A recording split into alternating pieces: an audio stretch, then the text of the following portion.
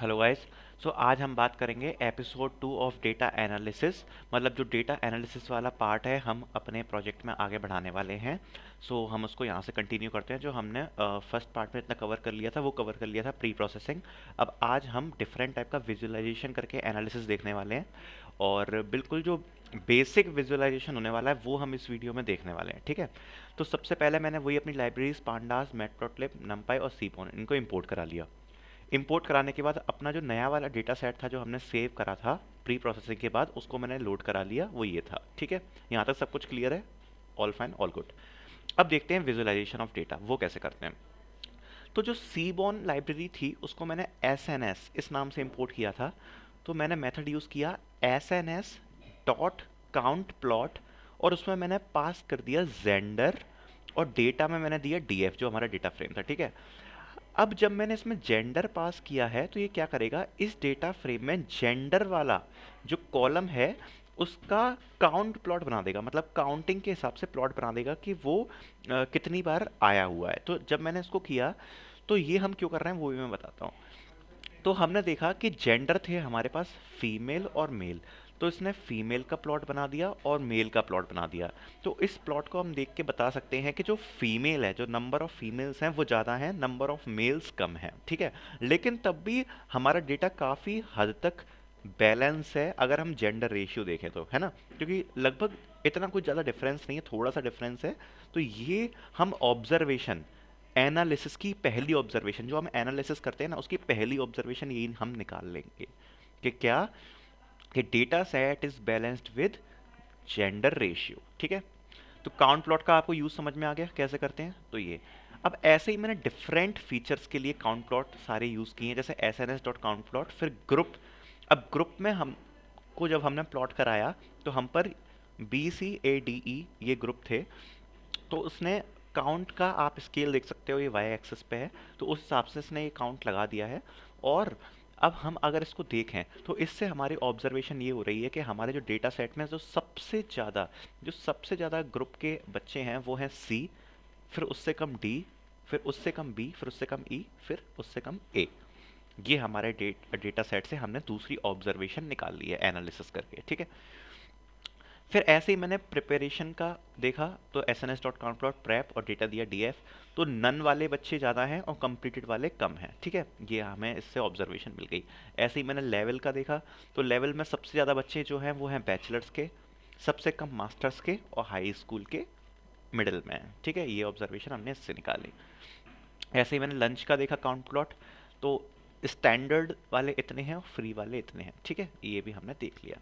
ठीक है, अब इतने मेथड से आपको ये समझ में आ गया होगा कि काउंट प्लॉट कर क्या रहा है। ठीक है, सबका काउंट दे रहा है। अब हमने देखा डी एफ डॉट डिस्क्राइब। जो डिस्क्राइब मेथड है ये हम पहले भी डिस्कस कर चुके हैं। ये हमें पूरा मतलब जो डेटा सेट का हम कह सकते हैं एक समरी है, वो समरी हमें दे देता है। तो इसकी हम समरी देखते हैं तो math score, reading score, writing score, ये तीनों क्या न्यूमेरिक वैल्यू थी, इसलिए डिस्क्राइब मेथड ने इन तीनों के बारे में हमें वैल्यूज़ रिटर्न करके दी हैं। तो काउंट में ये टोटल बता रहा है कि टोटल कितने ऑब्जर्वेशन है, मतलब कुल कितने डेटा पॉइंट्स हैं।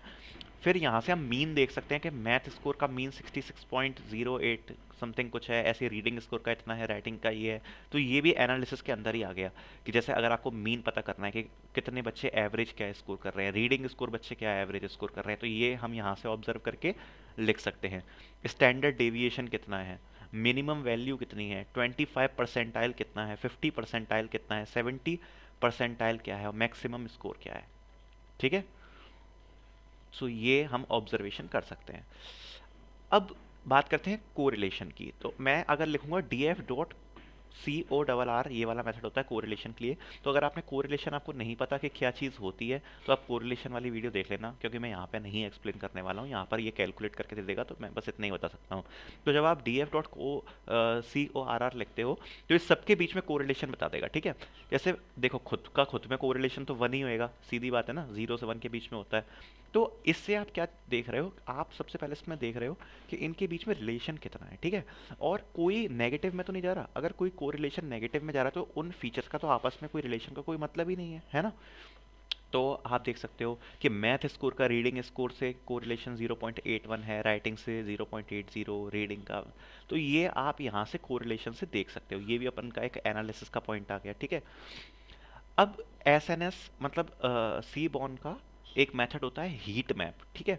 अगर इसमें मैं डीएफ डॉट कोरिलेशन पास कर देता हूँ तो क्या होता है, ये हमें एक ब्यूटीफुल विजुअलाइजेशन देता है कोरिलेशन का, जिसमें आप इसको देख के अब पता लगा सकते हो। जैसे कि जहाँ पर कोरिलेशन 1 है, वो इसने इस ये लाइट स्किन कलर से रिप्रेजेंट किया है, ठीक है। जहाँ पर 0.96 से 0.92 है, उसके बीच में ये ऑरेंज टाइप से कलर से रिप्रेजेंट किया है। 0.88 है, वो इस कलर से रिप्रेजेंट किया है। 0.84 इससे। तो आप देख सकते हो एक ब्यूटीफुल विजुअलाइजेशन आपको मिल जाता है अगर आप ये मेथड को यूज़ करोगे तो। अब इसके बाद हम डिस्ट्रीब्यूशन देखने वाले हैं, ठीक है। एनालिसिस आप अपने हिसाब से कर सकते हो, मैंने जैसा एनालिसिस किया है वो मैं बता रहा हूँ। तो जो मार्क्स का डिस्ट्रीब्यूशन है वो हम देखने वाले हैं कि वो कैसा डिस्ट्रीब्यूशन है। तो मैंने S N S dot dist plot ये मेथड होता है, इसमें मैंने क्या पास किया, सबसे पहले मैथ स्कोर, कलर दे दिया ग्रीन, फिर डिस्ट प्लॉट में रीडिंग स्कोर, और फिर डिस्ट प्लॉट में राइटिंग स्कोर, ठीक है। और कलर दे दिया रेड, तीनों के कलर मैंने डिफरेंट दिए। अब ये मेथड क्या करता है, ये मेथड आपको क्या करेगा, इसका एक हिस्टोग्राम बना के देगा, और हिस्टोग्राम में हमें बेल शेप कर्व भी देखने को मिलती है, जिससे हम बता सकते हैं ये डिस्ट्रीब्यूशन कौन सा है, ये नॉर्मल या गॉसियन डिस्ट्रीब्यूशन फॉलो कर रहा है या नहीं कर रहा है। तो मैं आपको एक बार इंडिविजुअल भी दिखा देता हूँ ये कैसा दिखता है। मैंने तो तीनों को इकट्ठा साथ में प्रिंट करा के देख लिया था, मैं आपको एक बार इंडिविजुअल भी दिखा देता हूँ, ठीक है।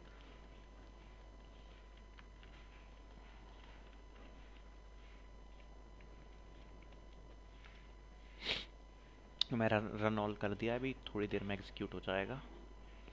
तो यहाँ तक हम देख चुके हैं, यहाँ तक देख चुके हैं।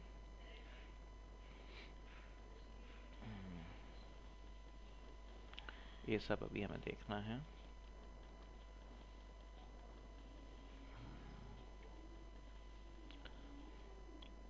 जस्ट 2-3 सेकेंड्स और ये एग्जीक्यूट हो जाएगा। ओके, सो आप देख सकते हो जो ये डिस्ट प्लॉट है, जैसे मैं इसका आपको केवल एक इंडिविजुअल दिखाया है, जैसे इसमें मैंने मैथ स्कोर को प्लॉट किया ग्रीन से। तो सबसे पहले इसने हमें क्या है, उसका हिस्टोग्राम बना के दिया, और हिस्टोग्राम बनाने के बाद उसके ऊपर आप ये देख सकते हो एक बेल शेप कर्व दी है, तो ये सॉरी कर्व दी है। तो इस कर्व से इस कर्व से क्या हमें पता लग जाता है, इससे हमें ये पता लग जाता है कि ये कौन सा डिस्ट्रीब्यूशन फॉलो कर रहा है। तो ये प्लॉट बहुत ज़्यादा इंपॉर्टेंट है अगर आपको मतलब ये चीज़ पता लगानी है तो ये मैंने इंडिविजुअल दिखा दिया। यहाँ पर मैंने तीनों साथ में प्रिंट करा के देखे हैं, तो ये इसका कुछ ऐसा बन रहे हैं कर्व, आप देख सकते हो। तो तीनों आप देख सकते हो, तीनों तीनों गॉसियन या नॉर्मल डिस्ट्रीब्यूशन को फॉलो कर रहे हैं, देख रहे हो आप, नॉर्मल डिस्ट्रीब्यूशन ही फॉलो हो रहा है। तीनों में बेल शेप कर्व बन रही है, ठीक है। तो हमने यहाँ से भी एक ऑब्जर्वेशन निकाली, ऑल डिस्ट्रीब्यूशन फॉलोज गॉसियन, ठीक है। अब अब एक बहुत इंपॉर्टेंट चीज़ आने वाली है जो हम ज़्यादातर मशीन लर्निंग मॉडल में भी हम यूज़ करते हैं, वो भी मैं आपको सिखा दूंगा आगे कि कैसे कैसे करते हैं। पहले तो अभी हम इसमें देखते हैं, वो आता है पेयर प्लॉट। अब पेयर प्लॉट जो मेथड होता है सी बॉर्न का, वो हद से ज़्यादा इंपॉर्टेंट मेथड है बाई वेरिएंट एनालिसिस के लिए। मतलब कि नहीं, दो फीचर्स को लेकर अगर हम उनका एनालिसिस करना चाहते हैं तो पेयर प्लॉट पूरे डेटा फ्रेम में वो दो फीचर्स अलग अलग एक्सेस पर रख के हमें एनालिसिस करने का रिप्रेजेंटेशन देता है। तो जैसे मैंने लिखा S N S dot pair plot, जिसमें डेटा फ्रेम अपना डी एफ पास किया ह्यू जेंडर। अब यहाँ ह्यू जेंडर का मतलब क्या है कि जो इससे प्लॉट बनेगा ना, उस प्लॉट में जो भी हमारे इंडिविजुअल जेंडर्स हैं उन्हें हम हाईलाइट करना चाहते हैं। मैं बताता हूँ कैसे। जैसे मैंने सबसे पहले लिखा है, अभी आपको समझ में आएगा, S N S dot pair plot D F और ह्यू कर दिया जेंडर। अब पेयर प्लॉट में आप देखोगे तो यहाँ ये जो एक्सिस है वाई एक्सिस, वो आपको ये देखने को मिलेंगे, ठीक है। और एक्स एक्सिस यहाँ पे आपको ये देखने को मिलेंगे, ठीक है। और जो हमने ह्यू किया है वो आपको ये साइड में देखने को मिल रहा है। इसका जो अपर ट्रायंगुलर मैट्रिक्स है या लोअर ट्रायंगुलर मैट्रिक्स है, दोनों सेम ही चीज़ होती हैं, दोनों में कोई डिफरेंस नहीं है, ठीक है। दोनों में कोई भी डिफरेंस नहीं है, दोनों सेम ही चीज़ होती हैं, ठीक। तो हम क्या कर सकते हैं, हम आधे पार्ट को इग्नोर कर सकते हैं, जैसे ये लोअर ट्रायंगुलर मैट्रिक्स को हम इग्नोर कर सकते हैं, केवल अपर ट्रायंगुलर मैट्रिक्स और ये डायगोनल को देखेंगे, ठीक है। और ये क्यों इक्वल होती है वो भी मैं बताता हूँ, क्योंकि देखो मैथ स्कोर, रीडिंग स्कोर और राइटिंग स्कोर, यहाँ पे लिखा है मैथ स्कोर, रीडिंग स्कोर और राइटिंग स्कोर। तो जैसे अगर आप इस ऑब्जर्वेशन को देखो तो इसमें वाई एक्सिस पे रीडिंग स्कोर है और एक्स एक्सिस पे क्या है, मैथ स्कोर। अब ऐसे ही इसमें एक्स एक्सिस पे मैथ स्कोर है और वाई एक्सिस पे सॉरी एक्स एक्सिस पे रीडिंग स्कोर है और वाई एक्सिस पे मैथ स्कोर है। तो ये कुछ भी नहीं है, बस इसके एक्सिस चेंज कर दिए तो वो इसका प्लॉट ये बन गया, ठीक है। तो अपन लोअर डायगोनल वाले को इग्नोर कर देते हैं, केवल अपर डायगोनल वाले देखते हैं, डायगोनल एलिमेंट्स देखते हैं। अब जो सबसे पहले डायगोनल एलिमेंट्स को अपन देख लेते हैं, तो डायगोनल एलिमेंट्स पे ये हमें एक एक बेल शेप को देखने को मिल रही है हिस्टोग्राम की, ठीक है। तो सबसे पहले इसको एनालिसिस करते हैं। तो एक्स एक्सिस पे मैथ स्कोर है, सॉरी एक्स एक्सिस पे मैथ स्कोर है और वाई एक्सिस पे भी मैथ स्कोर है, ठीक है।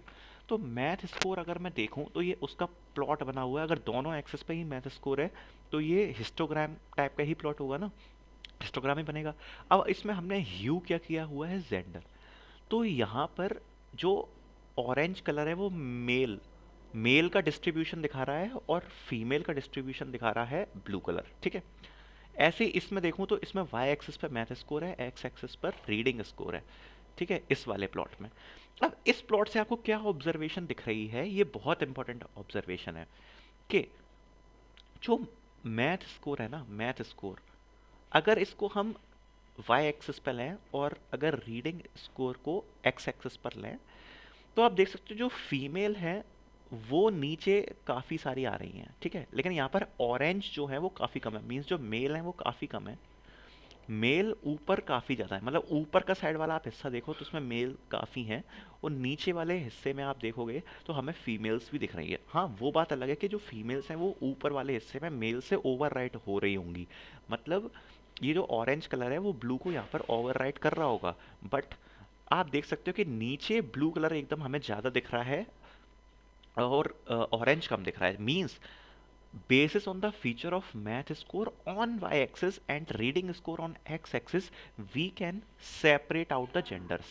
मतलब हम यहाँ से सेपरेट कर सकते हैं, ठीक है, सेपरेट हम कर सकते हैं अगर हम इन दो फीचर्स की बात कर रहे हैं तो, ठीक। तो ये काफ़ी इंपॉर्टेंट है कि एनालिसिस निकल के आता है। और ऐसे ही अगर मैं मैथ स्कोर को लूँ अपना वाई एक्सिस पे और राइटिंग स्कोर लूँ अगर मैं एक्स एक्सिस पे, तो भी आप देख रहे हो कि फीमेल थोड़ी नीचे साइड है और मेल ऊपर ज़्यादा है, ठीक है। तो ये भी चीज़ ठीक है, यहाँ से हमें ये एनालिसिस करके पता पड़ रहा है कि यहाँ पर जो मैथ स्कोर है मतलब आप ये देखो कि मतलब राइटिंग स्कोर है उस हिसाब से और मैथ स्कोर के हिसाब से जो फीमेल है वो थोड़ा कम स्कोर कर पा रही हैं और जो मेल्स हैं वो ज़्यादा ऊपर आ रहे हैं। ये आप देख सकते हो, ये हम मतलब डिफ्रेंशिएट इसको कर पा रहे हैं, ठीक है। सो ये बहुत ज़्यादा इंपॉर्टेंट है कि आपको पेयर प्लॉट समझ में आना चाहिए।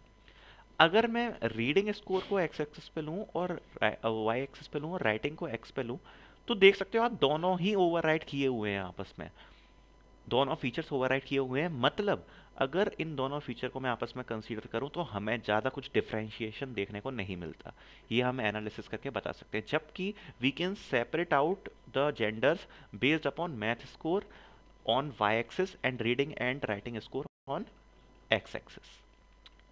आई गेस आपको ये समझ में आया होगा, नहीं समझ में आया तो रिपीट करके देखना, आपको क्लियर हो जाएगी चीज़। तो हम ऐसे देखते हैं पेयर प्लॉट को। अब ऐसे ही मैंने डेटा फ्रेम पेयर प्लॉट में पास किया और ह्यू किया है लंच। तो मैंने इसमें क्या किया है कि लंच को हाईलाइट किया है स्टैंडर्ड और फ्री के बेसिस पर। तो आप देख सकते हो अपर डायगोनल में हर जगह हर चीज़ ओवरराइट हो रही है, हर चीज़ ओवरराइट हो रही है, तो हम इनको सेपरेट आउट नहीं कर सकते इस फीचर को बेस्ड अपॉन लंच, ठीक है। We can not find any difference between these two based upon lunch. मतलब अगर हम राइटिंग स्कोर, रीडिंग स्कोर और मैथ स्कोर को हम वाई एक्सिस पे ले रहे हैं और एक्स एक्सिस पे मैथ रीडिंग स्कोर और राइटिंग स्कोर को ले रहे हैं तो उसका लंच से कोई फ़र्क नहीं पड़ रहा है। ये हमें पता पड़ गया कि जो लंच है ना, लंच का कोई असर नहीं पड़ रहा है इन तीन चीज़ों पर, क्योंकि आप देख सकते हो सब ओवर राइट कर रहा है, हम सेपरेट आउट नहीं कर पा रहे हैं, चाहे लंच स्टैंडर्ड हो चाहे फ्री हो, है ना।